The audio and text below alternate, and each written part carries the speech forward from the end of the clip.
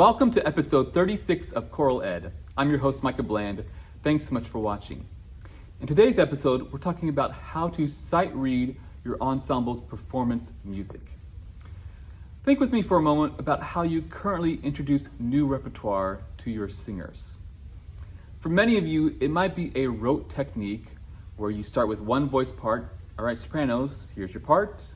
All right, great, now sing it back. Oh, we had some problems, do it again. All right, now altos, your turn.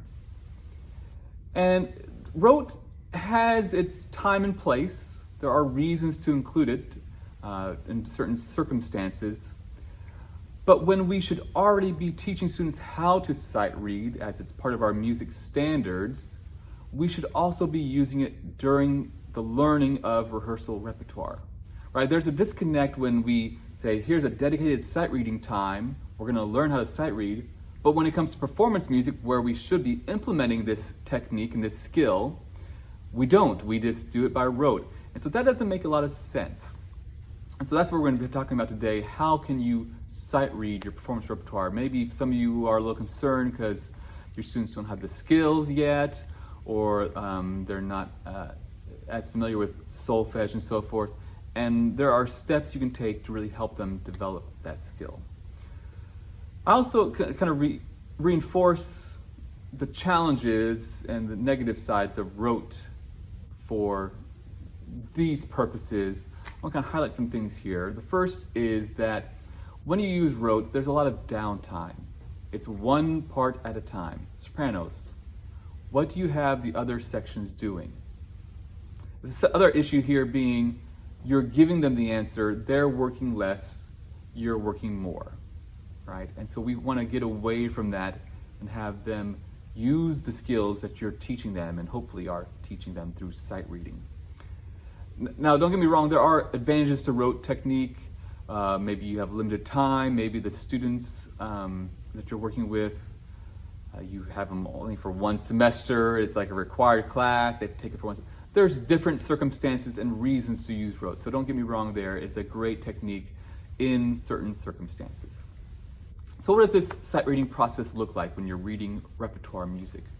The first step is to count the rhythms, and you do this separately from everything else. And I even notate out rhythms separately from actually reading the music. I'll talk about that in a second. The second step is to write in solfege. Now this is a debatable approach. Some people have students write in the solfege. Others say you don't write in anything, ever, right? No writing in solfege. Both are great. I think for those developing choirs, it helps them to write in their solfege. Once you have an advanced group, an audition group, they should not need to write in their solfege for that level of performance and expectation for your students. But when writing in solfege, I take a middle ground to this. The main thing here is I encourage them and require them to only write what they need. Many students will have the notes do, do, do, do, do, and they'll write do, do, do, do. You don't need to write all of those. And as you can see in this example, we have do, la, la. Well, you only need to write the first la. It's repeat. We don't need to write la again. We then have C. Okay, we need to write that one as a chromatic note, a little challenging there. But it goes back to la. Do we need to write that again? We shouldn't need to write that again. It's just a neighbor tone, returning to the original note that we were on. The same could be said for do, re, mi, re, do. Your students should not need to write in re, mi, re, do. They should be able to read that, right, in the moment without having to write all those notes in. The other big part of this is I really require students to write the solfege syllable directly in front of the note head, as you see in this example. Why is that? When they write it above or below the staff, they're no longer reading the notes. They're just looking at their solfege syllables that they've written in. And this defeats the purpose of what we're doing with sight reading this repertoire music. They're just kind of going more on memory and so forth and listening to what is happening. And we're closer to rote than we are actually sight reading the music. The third step then is to chant the solfege. So now you're looking at the actual music. The fourth step is sometimes skipped, and that's based on if you use this for your sight reading approach, and that's audiation, to audiate the parts, and then you sing the music on solfege. Now the question might be, well, how long do you spend doing this process? This would take about 2 weeks. So you start out counting rhythms, writing in solfege, then you transition to chanting the solfege, maybe singing a little bit.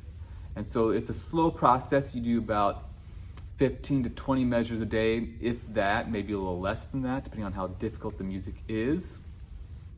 And after 2 weeks, maybe 3 weeks, you can then transition to a neutral syllable. And then you transition to, you do that for about 3-4 days, maybe a full week. And then you transition to the text. And so that's a great approach. It does take a little more time, but your students will know the notes. That's one of the issues with Rote, that they have to rely on memory because they're not necessarily looking at the music, or they don't know how to read the music because you haven't instructed them in that process yet. And so they are reading the notes on the page, and so they are locked in.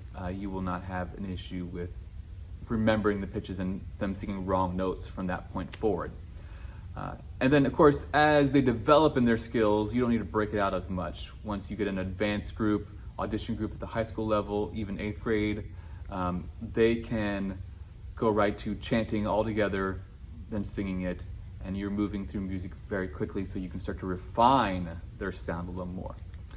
I also want to share a little more detail about some of these elements. The first is on counting rhythms. And I use a kind of sequential approach where each of these exercises, as you see on the screen, develop on each other, with the last line, line 3, being the rhythm of the song. 1 and 2, 3. Now the challenge here being a dotted 8/16. Maybe your students don't know how to read that, so you could just go, it goes like this: 1 and 2, 3, 4. Try that, and you do it by rote. Right, again, you are giving them the answer instead of them figuring it out and working it out and knowing what that rhythm is. So the first line that I have is usually a underlying subdivision of the rhythms.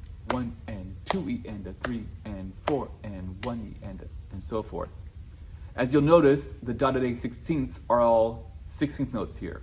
The quarter notes are all 8th notes, and the 8th notes are still 8th notes. So we kind of find those underlying subdivisions of the rhythm. Step 2 is that middle ground, and I begin by having them do it without the ties. 1 and 2 and a 3, 4 and. So we're getting closer, right? There's just one extra note on the end of 2. 1 and 2 and.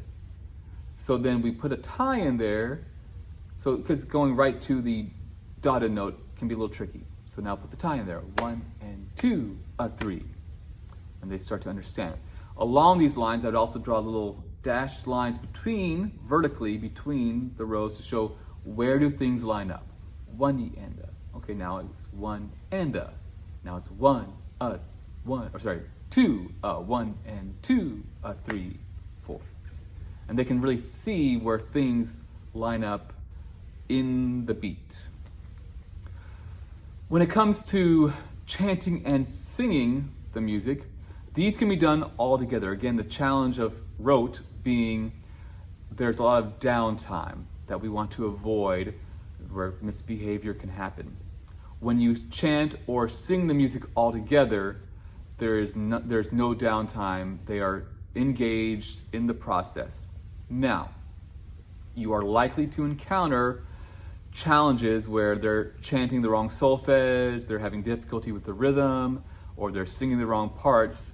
So what do you do then? Well, you break it down and you go to an individual part and say, all right, altos, let's work on your part.